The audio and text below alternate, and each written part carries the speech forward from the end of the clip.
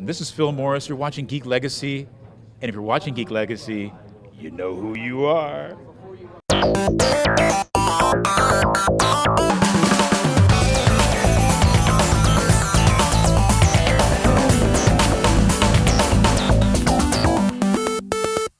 We're here with Phil Morris, and we're going to talk a little bit about real fake history. You're the narrator of this amazing web series. Why don't you tell us a little bit about it? Well, I'm so glad you said amazing because I think the same thing. I think it's just so clever. Real fake history is basically about, we take the conceit that a comic book, a TV show, a movie, popular culture movie actually happened. And so we kind of mockumentary it in a Ken Burnsian style. You like all these references I'm making? and I play basically the narrator of this whole thing. And we have bystanders and eyewitness accounts. And it's just super clever. Tony Janning is the director and writer. And we did a short together. And he called me up. He said, hey, what about this? He sent me the stuff. And I was like, I'm in. So right now, the two that I've seen, I think the only two released, was the Battle of Endor and the Kill Bill. Is that correct? Those are the two out?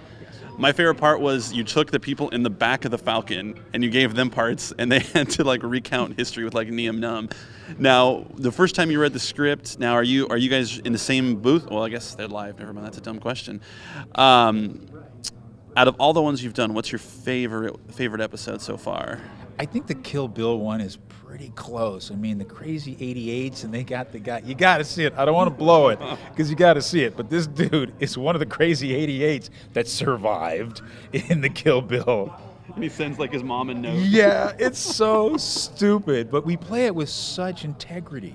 And then there's this little wink every so often. Not the way through because that would get tiresome. But just to me, at the right moment, we drop the funny.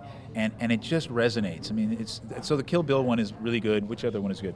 You got a Mike Tyson Punch-Out one. The Punch-Out one's fantastic. The Walking Dead one is stupid funny.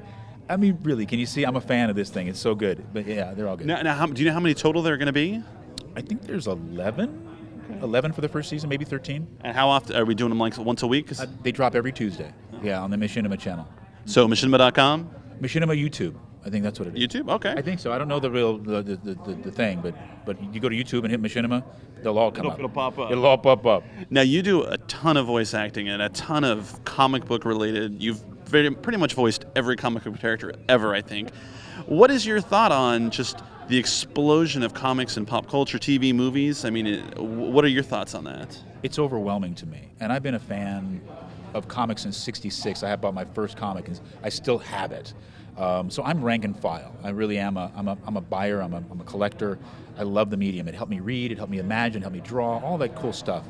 I don't think anybody could have imagined, Stan Lee included, that this is where this popular culture product would be taken. With the blending of the technology in film, we're able now to see these cartoon comic book characters on screen in a way we could never see it before. So it gives us such a visceral immersion that we never had before. You know, we could see the wires and we really had to suspend our disbelief.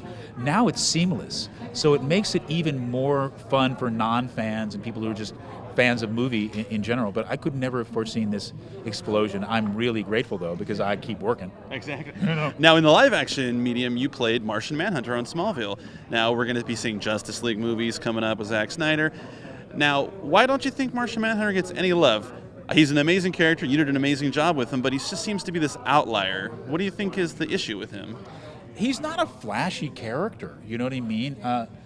And he came out of a time, I think, the DC Showcase is where Martian Manhunter came out of, and he was kind of a B character in the mainstream pantheon of DC characters.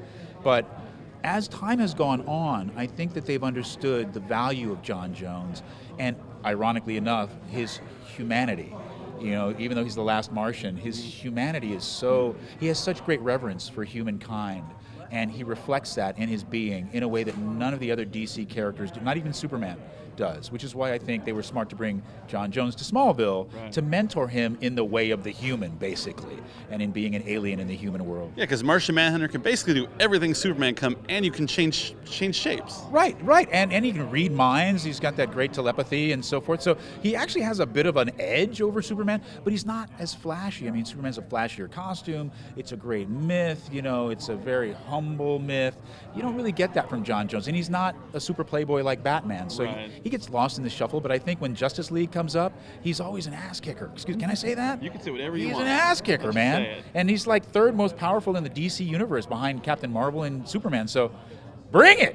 And he can phase through things. There's You can say the word phase with John Jones. It's like the best power. I think so. There's nothing wrong with him. Now, at Geek Legacy, we're all about embracing your inner geek. I mean, you in the industry, you voice them all. Now, do you consider yourself a geek? I do. Card carrying, actually. I have 20,000 comic books. That's a lot of comics. It's a lot of comics. I just purchased X-Men 100 the other day. Wow. I just needed it. And that's when you know you're... You got 99 and 101. That's when you need it. When you need that book and you got... And I like signed a couple pictures and they gave it to the dude who had the books. I'm like, I trade you for this? Nice. Oh, no, dude. I keep my Nerdgasm and my Geek Card fully polished and up to date. Why? I think they're the geniuses of the world. I really do. Excuse me. That's okay. I really. Trey Parker and Matt Stone say the same thing. Absolutely. Beware the geek and the nerd, because they're going to be the billionaires of the future, you know? And I think they're absolutely right, because there's no box. Yeah. There's no box. You know what I mean? They know the box, and I don't need the box. I'm going to think right outside the box from day one. And I think that's where we have a leg up on kind of the normal crowd. The boring folk. So I may look normal, but right here bubbling geekness right here. Now, are so comics are your geekdom? Is that your pinnacle? Yeah, there? I think so. I'm a car guy, but that's more mainstream. You know, there's a lot of petrol heads. Comics, That's man. just so you can fit in with the other dudes. Yeah, You're sure, like, yeah. oh yeah, was it like a 357? Oh yeah, it's hot. SDP. They're not even around anymore. You see the stickers everywhere. Yeah, they're everywhere. Bardol. I mean, not even here. But what's your comic of choice? What's I'm your not. poison? I'm not current right now. I really am not. I'm working my butt off, so I don't have a lot of. And there's so many books in the so world, hard. and the universe has changed like bam, like that. And so they're getting more expensive, and more there's expensive, more of them. and I walk out, I'm $200 in the hole. You know what I mean? I really like writers. I'm into Mark Miller, Absolutely. Garth Ennis, Straczynski, all those guys. Right now, before it used to be kind of an artist. Because it's primary, it's beautiful and Right. graphic and so forth, Neil Adams and the Buscemi's and all that. I go way, way back, so I'm very familiar with all of this art form. And I really like the writers now. You know, they really have changed the game. Absolutely. Comics are not just for kids, you know, they're for real thinking, critically thinking adults and children as well. And so I really respect them a lot. Awesome. You just have a bunch of weed in your purse? Yeah. Doesn't everybody? We're on a plane full of geeks and porn stars. I'd say anything is possible. Except you getting laid.